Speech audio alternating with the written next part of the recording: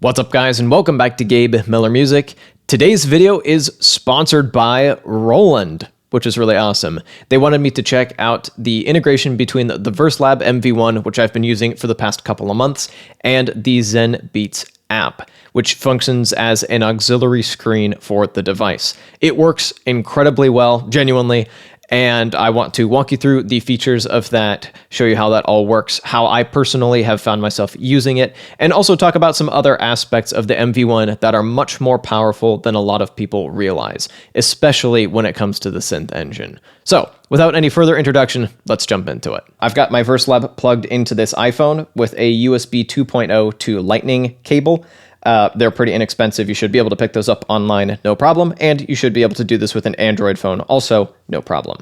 I'm already signed into my Roland account, so I'm just going to go to Verselab Editor. That's going to load up the project I've already got loaded up, and I can load up a different project if I want to as well. I've got a list of my songs and all that kind of stuff. The thing you're immediately greeted with, and you can see it actually switched the view I'm in, is this window with all of your song sections and clips all in one window, which is already quite nice to have. And I can go to sequence and have access to a bunch of track parameters while this stays active. So it lets you kind of split your workflow without having to flip back and forth between a bunch of different windows. Super nice to have. If I actually want to deal with parts of a song on the phone screen itself, there are a few different things I can do. For one thing, I can audition song sections just directly on here.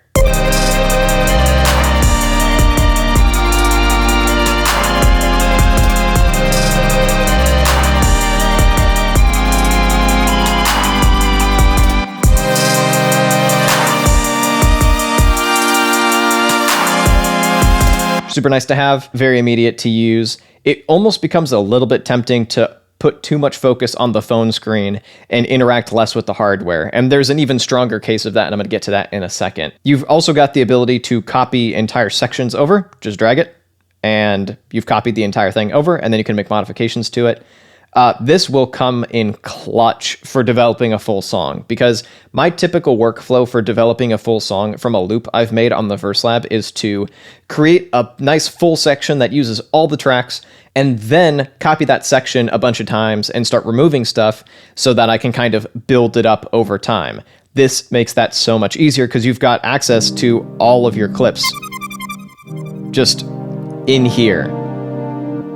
So I can say, copy this over like that. I can also hold it down and clear it if I want to. That makes this much faster to deal with. And once again,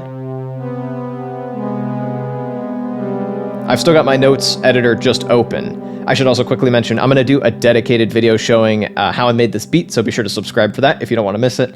You've also got some kind of utility stuff, your tempo and your key and all that kind of stuff. In this case, I'm just dealing with a chromatic scale, so I didn't bother changing it. I should also mention you can just select tracks from over here, and you've got mutes that you can use just right here, so you don't have to switch between windows. That's going to be a running theme, is that you won't have to switch between a bunch of different windows nearly as much as you used to.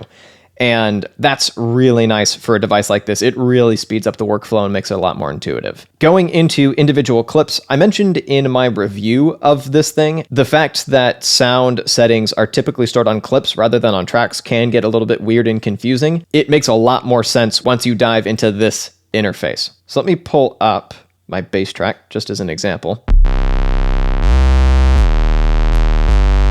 I can audition that clip just by itself. I can also double tap that clip to take me into all the settings associated with that clip.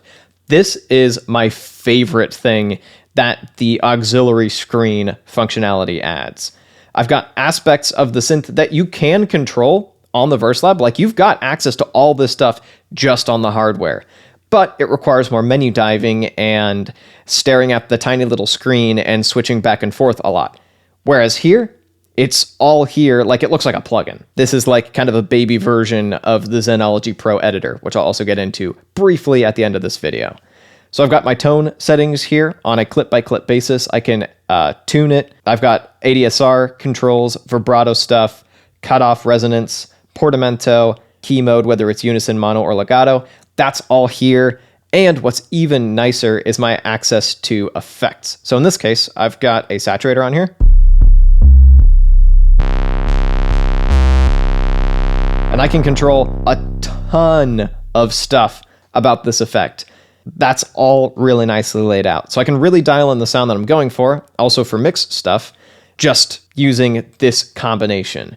That is incredibly powerful. It's much easier to work with and much more intuitive to just instinctively know where stuff is and follow it up. I'm a fan of this.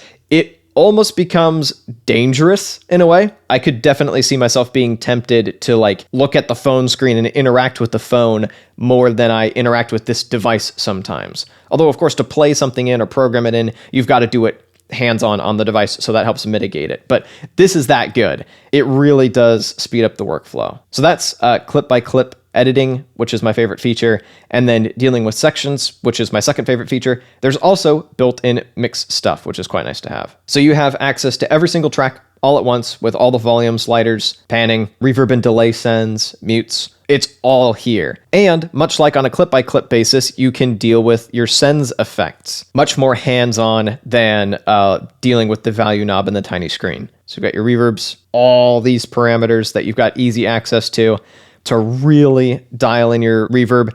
And you've got all your mastering stuff as well. Your mastering multi-effects, compressor, your 5-band EQ, and limiter. Once again, you do have access to all this just directly on the Verselab itself, but some of it's a little bit hidden, and it's much easier to know exactly what power you have at your fingertips if you've got the little screen.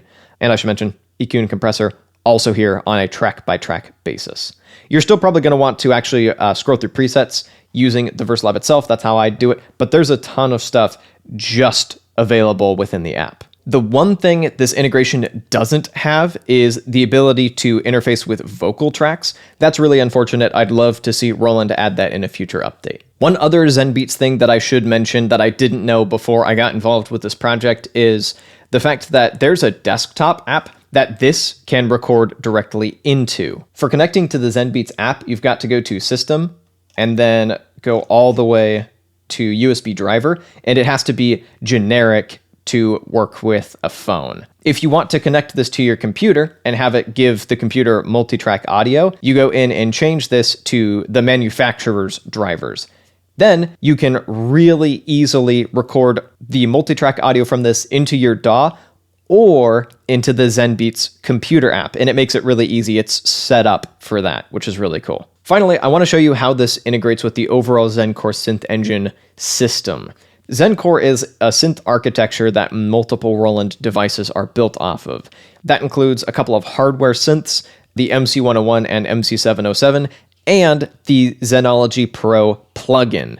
In this case, I went into the Zenology Pro plugin and designed a sound from scratch, and there's a ton of stuff in there. There are a ton of oscillators, filters, ways to modulate sound, ways to shape it, and then of course you can apply multi-effects right on top of that within the preset as well.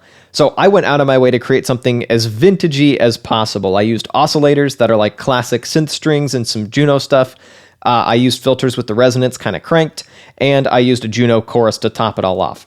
And then all I had to do was save that preset and then drag that file into the SD card for the Verselab. Then I can go and pull up a preset, select a sound file. I've got Gabe patches in here, and I've got this guy here. This is a very heavily modified preset. Basically, no aspect of it is the same as it was before. And I've got stuff like 2 filters diverging from each other on 2 separate oscillators, stuff at multiple octaves, all that kind of stuff. And the end result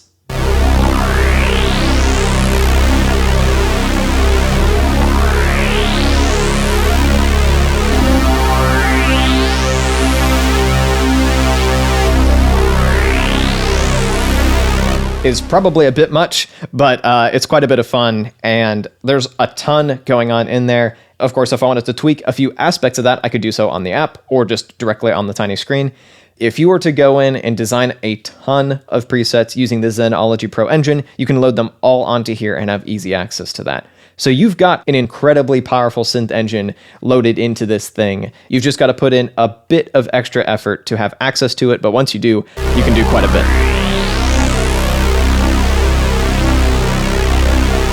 Thank you so much once again to Roland for sponsoring this video. If you'd like to see my full review of the Verselab MV-1, which I made before Roland got into contact with me, you can click or tap up over here. And if you'd like to see the making of a synthwave song on the MV-1, you can click or tap down over here. Thank you so much for watching, and I'll be back with a new video in a little bit.